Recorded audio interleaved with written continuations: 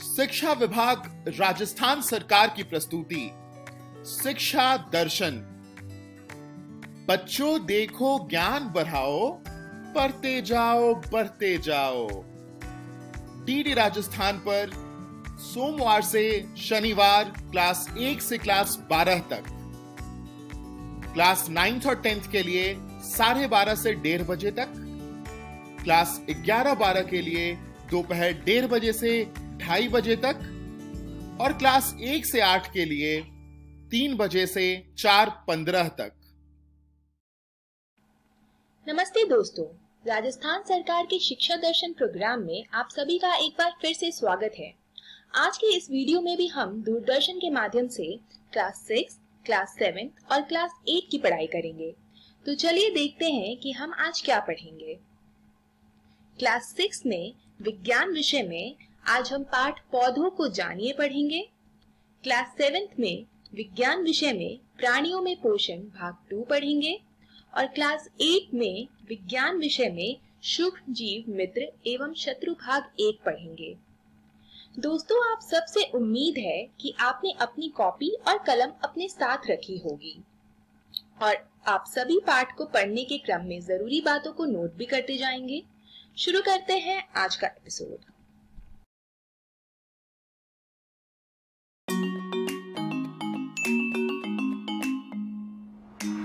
Picnic पर आए लोग अलग अलग तरह के खेल खेल रहे थे। कुछ बच्चे गाने गा रहे थे, कुछ पकड़म पकड़ाई खेल रहे थे और कुछ चादर बिछाकर बातचीत कर रहे थे। पुष्पा और पंकज गेंद से पास पास खेल रहे थे। खेलते खेलते पुष्पा के हाथ से गेंद फिसलकर पास ही गुलाब के फूल पर जा लगी।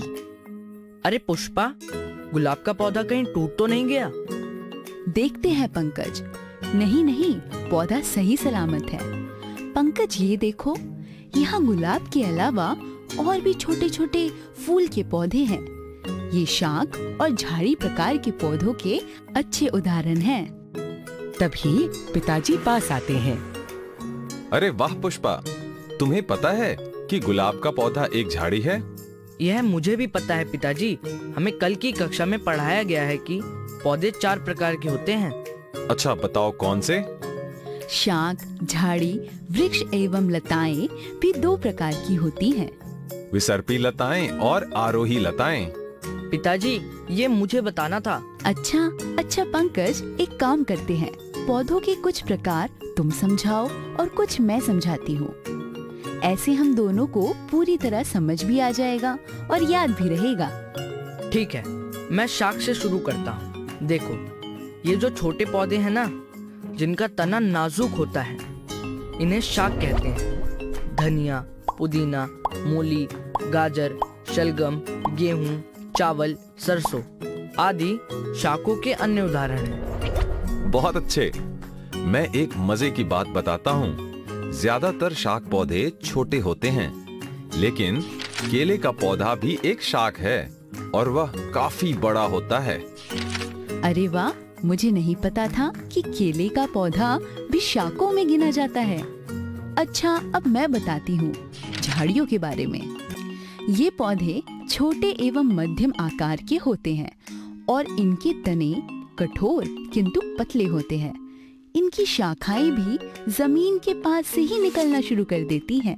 नींबू, तुलसी, गुलाब और अनार झाड़ियों के कुछ उदाहरण हैं। पौधों का अगला प्रकार है पेड़। इनके तने बेहद कठोर तथा मोटे होते हैं और शाखाएं जमीन से काफी ऊपर उठी होती हैं। आम, खजूर, नारियल आदि पेड़ों के कुछ उदाहरण हैं। बच्चों, क्या तुम जानते हो कि दुनिया का सबसे ऊंचा पेड़ रेडवुड है, जो कि 100 मीटर से भी ज्यादा ऊंचा हो सकता है, यानी लगभग 300 मंजिला इमारत से भी ऊंचा। ये पेड़ अमेरिका में पाया जाता है। क्या? इतनी ऊंची तो हमारे शहर की इमारतें भी नहीं है। एक तरफ है रेडवुड का पेड़ जो इतना ऊंचा हो जाता है और दूसरी तरफ है विसर्पी लताएं जो जमीन से ऊपर ही नहीं उठती। लताओं के तने कोमल होते हैं पुष्पा, इसीलिए ये जमीन पर ही इधर उधर फैल जाती हैं। कद्दू, तरबूज, खरबूजा आदि विसर्पी लताओं के उदाहरण हैं। तरबूज, खरबूजे और आम के बारे में सोचकर तो मुंह में पानी आ गया। अच्छा, क्या लौकी के बारे में सोचकर भी मुंह में पानी आता है? लौकी मैं तुम्हें खिलाऊंगा, मुझे नहीं पसंद। मुझे तो पसंद है। ये पौष्टिक फल जो हम सब्जी की तरह पकाकर खाते हैं, हमें आरोही लताओं से मिलता है। ये लताएं अपने आसपास के पेड़ों, सीढ़ियों या अन्य मजबूत चीजों के सहारे ऊपर चढ़ जाती हैं। अंगूर भी आरोही लता का एक उदाहरण है। ये बताओ तो मैं मान लूंगा कि तुम्हें पौधों के बारे में बहुत कुछ पता है। हाँ हाँ, पूछो। दुनिया का सबसे बड़ा फल किस पेड़ में लगता है? अरे, ये तो मैंने कभी सोचा ही नहीं। लताओं के बारे में बात हो रही है तो तरबूज ही होगा। तरबूज? क्या आपको पता है? सही कहा। कटहल का फल सभी फलों से बड़ा होता है और कटहल के पेड़ पे लगता है। पता है, कटहल का एक फल 50 किलो तक का भी हो सकता है। पुष्पा, जो लोग ये वीडियो देख रहे हैं उन्हें तुमसे ज्यादा पता है। आज तो मजा आ गया और ये भी पता चला कि मेरे दोनों बच्चे बहुत होशियार हैं। अब अंधेरा होने लगा है, घर चलने की तैयारी करो। अरे कितना मजा आ रहा था। कोई बात नहीं, कल शाम सुंदर अंकल के बागीचे में चलते हैं। हाँ पुष्पा, पक्का चलेंगे, क्योंकि अभी तो हमें पौधों के तनों, फूलों और उनकी जड़ों आदि पर भी चर्चा करनी है। चलो बच्चों, देर हो रही है। हाँ पिताजी, चलते हैं।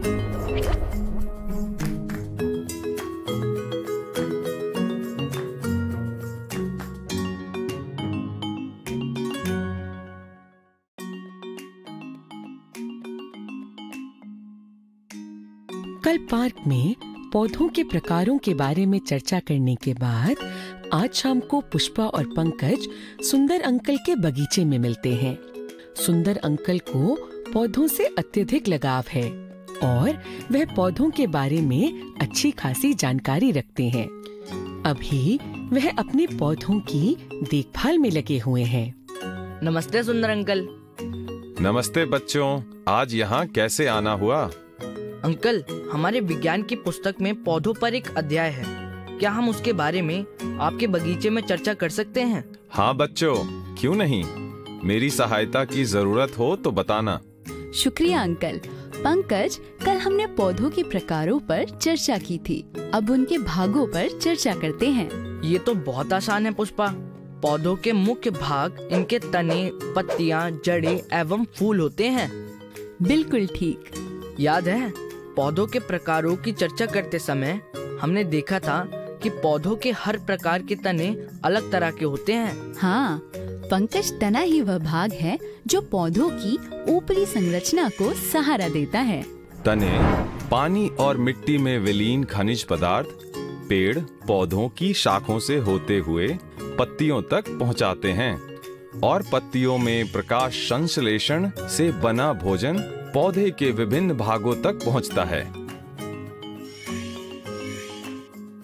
पत्तियों द्वारा भोजन बनाना शायद पौधे का सबसे महत्वपूर्ण कार्य है। तुम तो भोजन का ख्याल आते ही खुश हो जाते हो। अच्छा, वैसे पत्तियां एक और महत्वपूर्ण कार्य करती हैं, जिसे वाष्पोत्सर्जन कहते हैं। इसका मतलब है कि पौधे में जो अतिरिक्त जल होता है, पत्तियों की फलक या सतह से भाप बनकर उड़ जाता है। अगर मैं सही हूँ तो फलक पत्ती के चपटे हरे भाग को कहते हैं। बिल्कुल ठीक। देखो, पत्ती के मध्य में जो ये हल्की कठोर रेखा जैसी संरचना है, इसको मध्य शिरा कहते हैं और इसके आसपास ये अन्य शिराएं हैं। शिराओं द्वारा बनाई गई इस जाली जैसी संरचना को शिरा विन्यास यानी रेटिकुलर वेन कहते हैं। अरे, हमारे घर में पानी का संचालन भी तो ऐसे ही होता है। पानी की टंकी से जो पाइप निकलता है वो सबसे चौड़ा होता है, जो फिर अन्य छोटे पाइपों में बांटता हुआ बाथरूम, किचन और बेसिन आदि में आता है। पेड़ पौधे भी ऐसे ही खाना पानी पत्तों तक पहुंचाते हैं। देखो, लगभग हर पत्ती पर इसी प्रकार का शिरा विन्यास बना हुआ है। सुंदर अंकल, जो कि उनकी बातें कुछ देर से सुन रहे थे, आकर उनकी मदद करते हैं। तुम दोनों के सोचने का तरीका बहुत अद्भुत है। अब मैं भी कुछ बताता हूँ। ये देखो, घास की पत्तियां, ये पेड़ों की पत्तियों से अलग होती हैं। ये पतली लेकिन लंबी पत्तियां हैं और इनका शिरा विन्यास समांतर है। अरे, ये बात तो हमने सोची ही नहीं थी अंकल। क्या आप इनके बारे में कुछ और रोचक बात जानते हैं? रुको 1 मिनट। सुंदर अंकल ध्यान से एक घास के पौधे को जड़ समेत उखाड़ लेते हैं। फिर एक ऐसे पौधे को उखाड़ते हैं जिसकी पत्ती पर जालिका रूपी शिरा विन्यास यानी कि रेटिकुलर वेन होता है। बच्चों, ये देखो, घास जैसे पौधे जिनका शिरा विन्यास समांतर होता है। इनकी जड़ें रेशेदार होती हैं और जिन पौधों की पत्तियों का शिरा विन्यास जालिका रूपी होता है, उनकी जड़ें ऐसे मूसला जड़ें होती हैं। अंकल, ये तो बहुत ही बढ़िया जानकारी है। जड़ें भी पौधों का बहुत ही महत्वपूर्ण भाग होती हैं। ये जमीन में मौजूद पानी और उसमें विलीन खनिज पदार्थों को सोख लेती हैं, जो तने से होकर पौधे के हर भाग तक पहुंच जाता है। इसके अलावा जड़ें पौधों की नींव की तरह भी काम करती हैं। ये पौधे को मिट्टी में जकड़ कर रखती हैं। बिल्कुल सही। हमने सारी जरूरी भागों की बातें कर ली, सिवाय पुष्पों के। पुष्पा, तुम्हारे तो नाम का ही मतलब फूलों जैसी होता है ना। तुम फूलों के बारे में क्या क्या जानती हो? हाँ, यही मतलब है मेरे नाम का। इसलिए मुझे हमेशा से ही फूल बहुत पसंद है। ये कितने सारे चटक रंगों में खिलते हैं और खूबसूरत होते हैं। इनकी खुशबू भी कितनी प्यारी होती है। हाँ, क्योंकि इनकी खुशबू और रंगों से मधुमक्खियों और तितलियों जैसे कीट इनकी तरफ आकर्षित होते हैं, जो फूलों के रस का सेवन करते हैं। मधुमक्खियाँ तो फूलों के रस से शहद भी बनाती हैं। हाँ, शहद कितना स्वादिष्ट होता है। वैसे अब तो मुझे भी भूख लग गई। चलो चलकर कुछ फल खाते हैं। हाँ, मेरे पेट में तो कब से चूहे दौड़ रहे हैं। शाबाश बच्चों, अब तुम दोनों ने पौधों पर इतने अच्छे से चर्चा की है, तो फलों का सेवन तो बनता है। चलो, मैं तुम्हें अपने बागीचे के स्वादिष्ट फल खिलाता हूँ।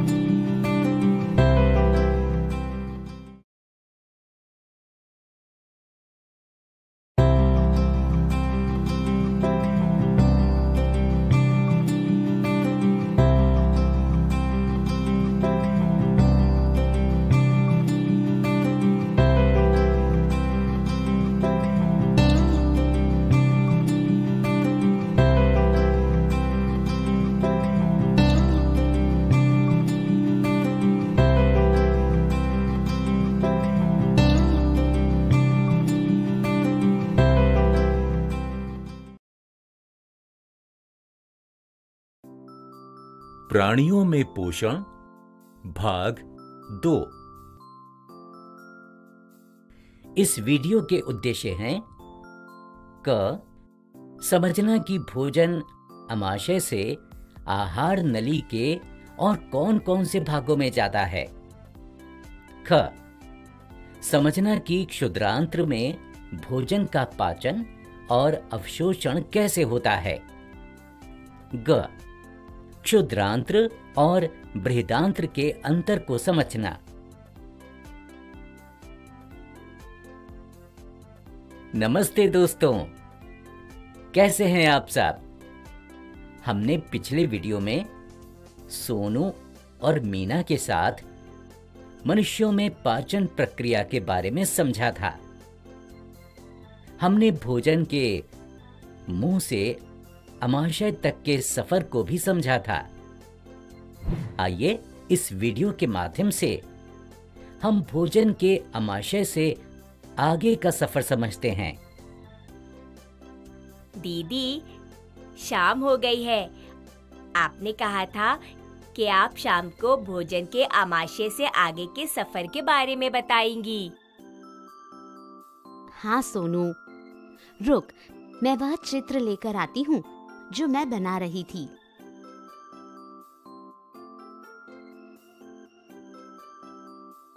चल, बता कि तुझे क्या याद है?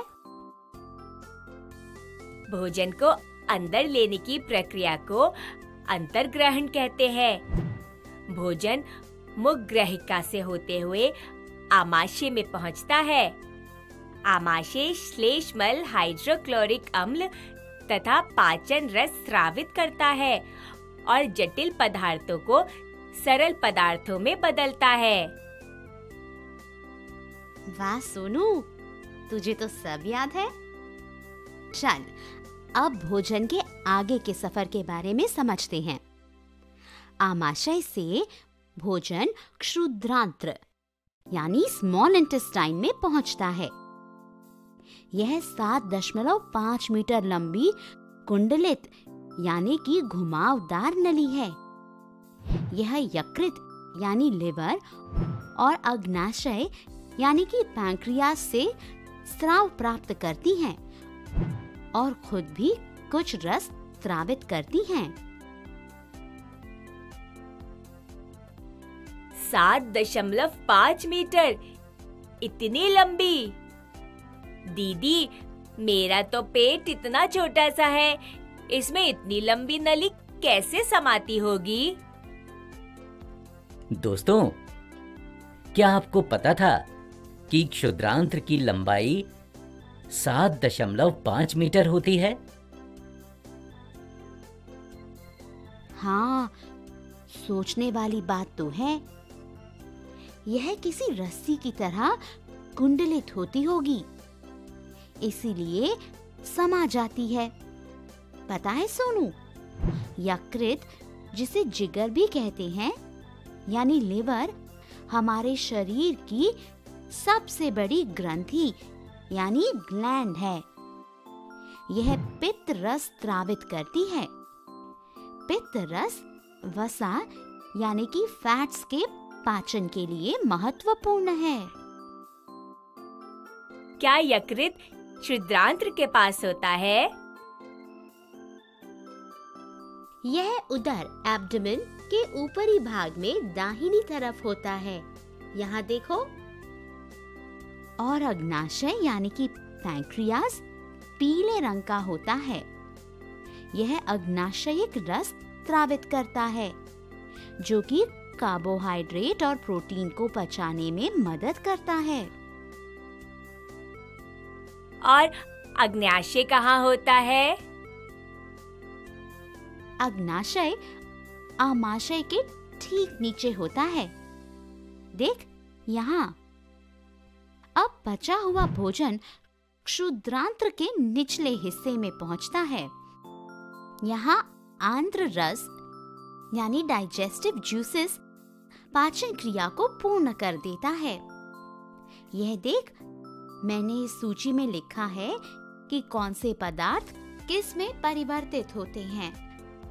कार्बोहाइड्रेट ग्लूकोज, वसा, वसा अम्ल या फैटी एसिड, प्रोटीन, एमिनो अम्ल या एमिनो एसिड। ये पाचन क्रिया तो किसी कारखाने से कम नहीं है। कितना कुछ होता है भोजन के साथ, और मैं समझता था कि भोजन मुंह से लेकर पेट में जाता है और पाचन क्रिया समाप्त हो जाती है। क्या आप लोग भी सोनू की तरह सोचते थे दोस्तों? सोनू, अभी तो भोजन शरीर के 2 और भागों से गुजरेगा, तभी पाचन क्रिया समाप्त होगी। पता है सोनू, क्षुद्रांत्र में भोजन का पाचन और अवशोषण यानी एब्जॉर्प्शन दोनों होते हैं। अवशोषण वो कैसे होता है?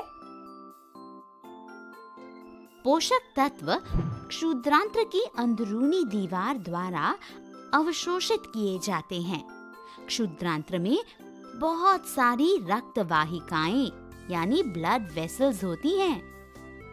क्षुद्रांत्र की अंदरूनी दीवार पर उंगली जैसी हजारों संरचनाएं होती हैं।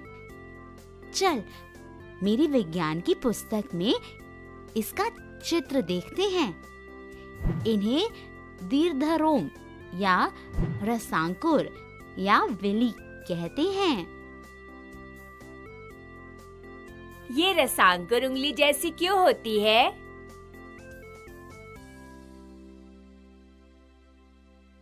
किताब में लिखा है कि उंगली की तरह संरचना के कारण पचे हुए भोजन के अवशोषण के लिए तल क्षेत्र यानी सरफेस एरिया बढ़ जाता है।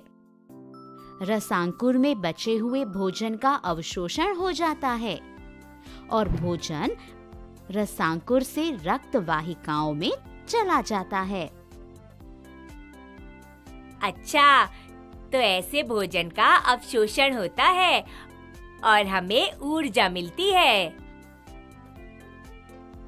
कोशिकाओं में उपस्थित ग्लूकोज का विघटन ऑक्सीजन की सहायता से कार्बन डाइऑक्साइड और जल में हो जाता है और इस तरह से हमारे लिए ऊर्जा उपलब्ध होती है। अच्छा, तो अब पाचन और अवशोषण हो गया, तो क्या अब पाचन क्रिया समाप्त हो गई? नहीं सोनू, अब अपचित और अनवशोषित भोजन बृहदांत्र यानी कि लार्ज इंटेस्टाइन में जाता है। बृहदांत्र क्षुद्रांत्र की अपेक्षा चौड़ी और छोटी होती है। इसकी लंबाई लगभग 1.5 मीटर होती है। क्या 1.5 मीटर? और क्षुद्रांत्र तो 7.5 मीटर लंबी होती है। तो फिर अंग्रेजी में इसे लार्ज इंटेस्टाइन क्यों कहते हैं? क्योंकि इसका व्यास यानी कि डायामीटर क्षुद्रांत्र से ज्यादा होता है, लगभग 2 गुना ज्यादा। अच्छा, अब समझा मैं। अब भोजन का वह भाग जिसका पाचन नहीं होता है, वह बृहदांत्र में चला जाता है और बृहदांत्र उसमें से पानी अवशोषित कर लेता है तथा बचा हुआ अपचित पदार्थ मलाशय यानी कि रेक्टम में चला जाता है और समय समय पर गुदा द्वारा यह मल के रूप में बाहर निकल जाता है। इसे निष्कासन यानी एक्सक्रीशन कहते हैं। कितना लंबा सफर तय करता है भोजन। मैं तो बहुत हैरान हूँ दीदी। अब जब भी मैं कुछ खाऊंगा तो याद रखूंगा कि भोजन शरीर के अलग अलग भागों से गुजरता है और हमें ऊर्जा देता है। हाँ सोनू, सही कह रहे हो। और तुम्हें समझाते समझाते मेरी परीक्षा की तैयारी भी हो गई। अब आप कल अच्छे से परीक्षा दे पाएंगी। और अब मैं भी परीक्षा के लिए तैयार हूँ। दीदी, मनुष्यों में पोषण की प्रक्रिया तो आपने मुझे समझा दी, पर अन्य प्राणियों जैसे गाय आदि में पाचन कैसे होता होगा? बड़ा अच्छा सवाल है सोनू। मैं कल अपनी टीचर जी से इसके बारे में पूछूंगी। तो दोस्तों, आशा करता हूं कि आपने भोजन के आमाशय से बृहदांत्र तक के सफर के बारे में समझ लिया होगा। है ना कितना लंबा सफर पाचन का। चलिए अब अगले वीडियो में सोनू के सवाल के जवाब के बारे में जानेंगे। जल्द मिलेंगे।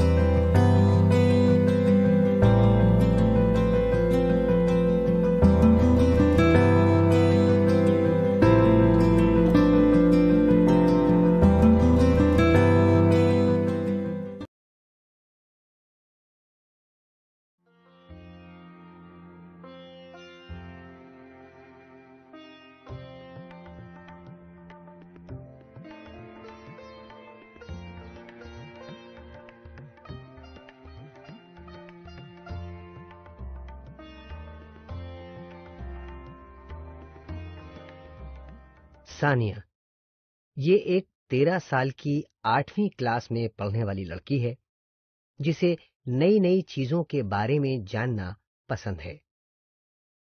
मम्मी जी, सानिया की मम्मी, जिनकी उम्र लगभग 40 साल है, जो कि शहर में रहती हैं, वो सानिया को नई चीजें खोजने, जानने में मदद करती हैं।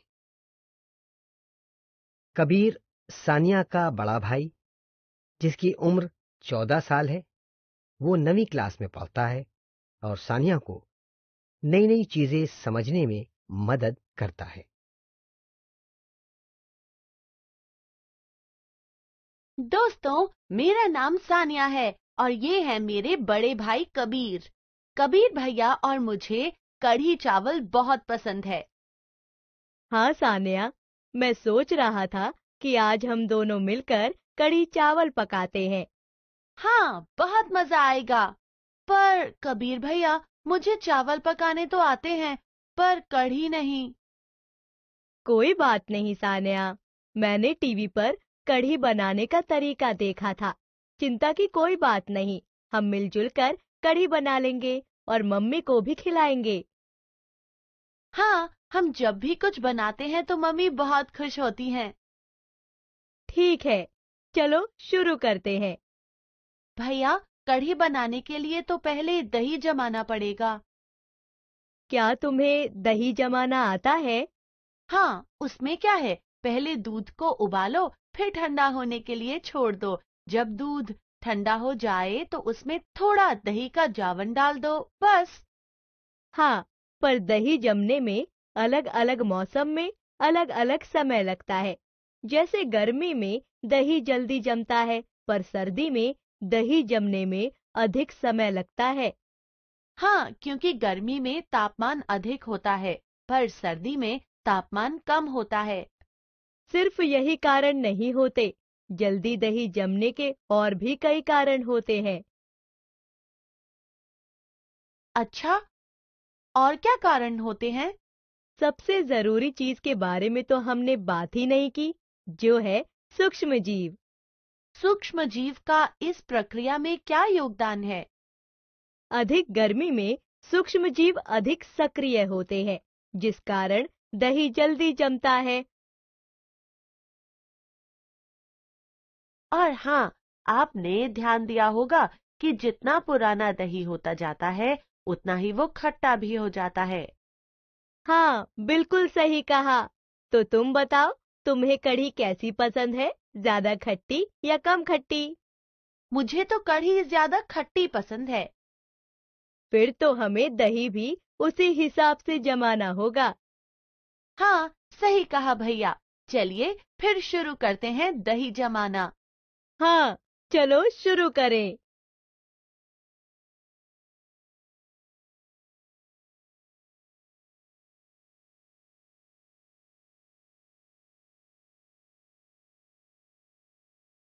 अरे वाह भैया, हमारी कढ़ी तो बहुत स्वादिष्ट बनी है। हाँ, सच में बहुत स्वादिष्ट है। दूसरे दिन अपना नाश्ता बनाते समय सानिया ने ब्रेड के टुकड़े को पास देखने पर पाया कि उसके सतह पर छेद है। आखिर ये छेद छेद से क्यों होते हैं? सानिया, ये छेद कार्बन डाइऑक्साइड के बुलबुले हैं, जो कि सूक्ष्म जीव जैसे बैक्टीरिया और यीस्ट के द्वारा छोड़े जाते हैं। बैक्टीरिया? यीस्ट? हाँ, जब यीस्ट को ब्रेड के गूथे हुए आटे में मिलाते हैं, तो वो कार्बन डाइऑक्साइड को उत्पादित करता है, जिससे गुथे हुए आटे में बुलबुले बन जाते हैं। जब इस गुथे हुए आटे से गैस निकल जाती है। क्या आप जानते हैं, यीस्ट आसानी से मिल जाने वाला सामान है। ये सूखी और जलयुक्त अवस्था दोनों में पाया जाता है और इसे चीनी और गर्म पानी के साथ मिलाया जाता है ताकि खमीर बन सके। मम्मी, कल मेरी दोस्त खाने में इडली सांभर लाई थी। उसकी इडलियां बेहद मुलायम और फूली फूली थीं। उसने बताया कि इडली बनाने की प्रक्रिया भी कुछ इस तरीके की ही होती है। हाँ, इडली खमीर होने के कारण फूल जाती है। मम्मी, क्या आप मेरी मदद करेंगी इडली बनाने में? मैं देखना चाहती हूँ कि यह कैसे काम करता है। दोस्तों, क्या आप भी देखना चाहेंगे? अपने माता पिता की मदद लें और घर पर इडली बनाने की कोशिश करें। आप इसके लिए बाजार में उपलब्ध इडली के पाउडर का इस्तेमाल कर सकते हैं। इडली बनाने के अलग अलग तरीकों को देखें और एक एक तरीके की रिपोर्ट बनाएं कि आपको सबसे बेहतर कौन सा तरीका लगा और क्यों। सानिया और कबीर मम्मी के साथ घूमने गए थे। वहां उन्होंने एक भोजनालय में दाल, सब्जी, रोटी खाई। वहां पर खाने के साथ उन्हें सिरके वाली छोटी छोटी प्याज सलाद के तौर पर मिली, जो उन्हें बेहद स्वादिष्ट लगी। भैया, क्यों ना हम भी घर में सिरके वाली प्याज बनाएं? हाँ, मैं भी यही सोच रहा था। देखो, मैंने ये खाना बनाने की पत्रिका में इसे बनाने का तरीका ढूंढ लिया। अरे वाह! चलिए फिर जल्दी से बनाते हैं। हाँ, सबसे पहले हमें कुछ छोटी प्याज चाहिए, फिर कुछ कटे हुए चुकंदर चाहिए और कुछ हरी मिर्च चाहिए। और सबसे जरूरी सिरका चाहिए। बिल्कुल सही। अब क्या करना है? सबसे पहले छिली हुई प्याज लेनी है, उसमें पिसी हुई चीनी और नमक डालना है, फिर कुछ चुकंदर के टुकड़े और बीच से कटी हुई हरी मिर्च और फिर सिरका डालकर अच्छे से मिलाना है। चलो, अब हमारी सिरके वाली प्याज लगभग तैयार है। अब इसे एक शीशे के डिब्बे में रखकर रात भर के लिए छोड़ देंगे। हाँ, बिल्कुल सही। तुम्हें कैसे पता? हाँ, क्योंकि मम्मी ने अचार बनाते समय भी यही किया था। उन्होंने अचार में तेल और बाकी मसाले मिलाकर धूप लगने के लिए कई दिन तक बाहर रखा था। उन्होंने मुझे बताया था कि कुछ अचार सिरका डालकर भी बनाए जाते हैं। हाँ, बिल्कुल सही। ये सिरका इसे न केवल अच्छा स्वाद देता है, बल्कि जल्दी खराब होने से भी बचाएगा। सिरके की वजह से इसमें सूक्ष्म जीव जल्दी नहीं पनप पाएंगे। ये चुकंदर क्यों डाला इसमें? क्योंकि ये स्वास्थ्य के लिए बहुत अच्छा है और दूसरा ये इसे एक अच्छा रंग देगा। भैया, मैं खमीर बनाने की प्रक्रिया खुद करना चाहती हूँ। चलो तो फिर एक प्रयोग करते हैं। हमारी विज्ञान की अध्यापिका ने हमें करवाया था। हाँ भैया, चलो करते हैं। चलो, मैं एक गिलास को पानी से भर देता हूँ।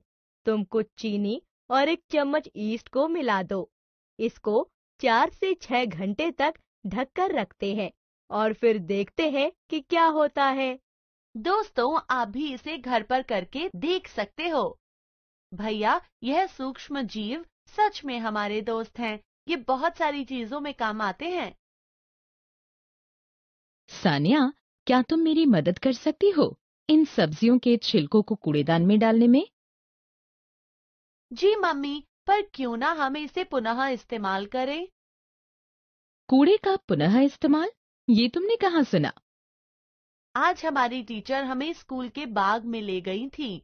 हमने यह देखा कि कुछ कूड़ेदान बाग के आखिर में रखे हैं और माली उनमें सूखे और सड़ते हुए पौधों को इकट्ठा कर रहा है। पहले हमने सोचा कि यह कूड़ा है, पर हमारी टीचर ने हमें बताया कि यह कूड़ेदान खाद के लिए काम आते हैं, ताकि कूड़े से खाद बनाया जा सके। यह खाद हमारे पौधों को पोषण देंगे। टीचर ने बताया कि सूक्ष्म जीव यहाँ भी काम आते हैं। सारा कूड़ा जो हम कूड़ेदान में डालते हैं, वह सूक्ष्म जीव द्वारा खाद में बदला जाता है। हाँ, खाद में बहुत पोषण होता है। चलो मम्मी, हम भी पुनः इस्तेमाल करते हैं। दोस्तों, क्या आप जानते हैं कि कूड़े को पुनः इस्तेमाल करने के लिए उसे सूखे और गीले कूड़े में अलग अलग बांटा जाता है। गीला कूड़ा जैसे पत्तियां इत्यादि खाद के लिए इस्तेमाल होते हैं। सूखा कूड़ा जैसे कागज, प्लास्टिक इत्यादि का हम पुनः उपयोग कर सकते हैं। अच्छा सानिया, चलो कूड़े को पुनः इस्तेमाल करके खाद बनाते हैं। देखो भैया, मम्मी हमारे लिए खाद बनाने के लिए एक घड़ा लेके आई हैं। क्या हम खाद बनाएंगे? हाँ भैया, यह पर्यावरण के लिए बहुत अच्छा होता है। चलिए इन फल के छिलकों को घड़े में डाल देते हैं और कुछ सड़ने वाले पदार्थ डालते रहेंगे। दोस्तों, आप भी खाद बनाने की प्रक्रिया घर पर कर सकते हैं और देखिएगा कैसे सूक्ष्म जीव कूड़े को खाद में बदल देते हैं। इसके लिए आपको एक घड़ा ढक्कन के साथ लेना होगा और उसमें किचन का कूड़ा डालना होगा। याद रहे कि इस घड़े को ढकें जरूर और इसे घर के बाहर रखें, क्योंकि सड़ता हुआ कूड़ा गैस उत्पादित करता है, जिसकी महक बहुत गंदी होती है। इसमें किचन के कूड़े डालते रहें और हफ्ते में एक बार घड़े के सारे घटक को मिलाते रहें, जिससे कि सारे कूड़े का सही विघलन होता रहे। घड़े में जो घटक हैं, उनका 4-5 हफ्ते बाद निरीक्षण करिए और आपने अपने निरीक्षण में क्या पाया, ये अपनी कक्षा में बताइए। चलिए, हमने क्या पढ़ा, इसे संक्षेप में समझते हैं। दही के सूक्ष्म जीव दूध को दही बनाने में मदद करते हैं। खमीर यीस्ट के कारण कार्बन डाइऑक्साइड छोड़ते हैं, जिससे ब्रेड को फुलाने के लिए बुलबुले बनते हैं। सूक्ष्म जीव कूड़े का सड़ाकर खाद बनाने में मदद करते हैं। हेलो दोस्तों, आशा है आप सबको आज पाठ पढ़ के बहुत मजा आया होगा। तो चलो देख लेते हैं कि आज हमने क्या पढ़ा। आज हमने क्लास 6 में विज्ञान विषय में पौधों को जानिए पाठ को पढ़ा। क्लास 7th में विज्ञान विषय में प्राणियों में पोषण भाग 2 पढ़ा।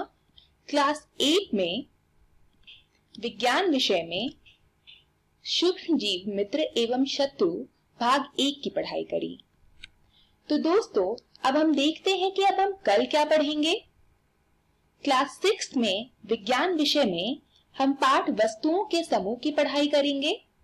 क्लास 7 में विज्ञान विषय में प्राणियों में पोषण भाग 3 की पढ़ाई करेंगे और क्लास 8 में विज्ञान विषय में सूक्ष्म जीव मित्र एवं शत्रु भाग 2 की पढ़ाई करेंगे। एक जरूरी सूचना, आज का प्रसारित एपिसोड का पुनः प्रसारण YouTube पर भी किया जाएगा। आप शिक्षा दर्शन डीडी राजस्थान YouTube पर सर्च करके इस तरह पहुंच सकते हैं। धन्यवाद।